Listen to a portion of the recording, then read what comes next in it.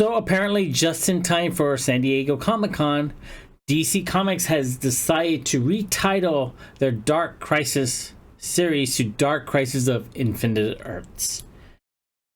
And not only that, they are releasing the first and second issues with the new title. So the third issue is coming out in August.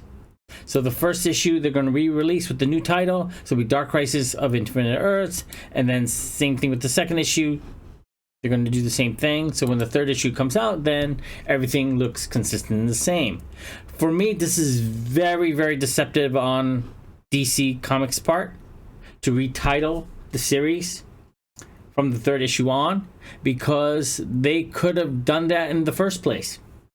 They could have solicited the book as Dark Crisis, and when the first issue came out, it would have been a surprise to everyone that they retitled to Dark Crisis of Infinite Earths. Now, the reason that they're titling it Dark Crisis of Infinite Earths is because this is a direct sequel to Crisis of Infinite Earths in 1985. Unfortunately, in 2005, there was another series called Infinite Crisis, and that was confirmed as a direct sequel to Crisis of Infinite Earths. So again, they just feel like, okay, this is just a marketing gimmick on DC's part to say, hey, we didn't sell enough books from Dark Crisis number 1 and 2, so let's rename it and then resolicit those books again with the new title. So they're forcing people to buy issues 1 and 2 again, so it matches with their third issue when it comes out in August.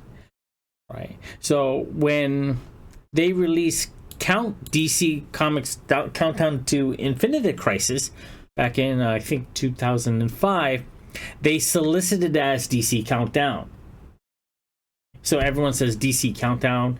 No one really knew what was going to come out of it. People bought it.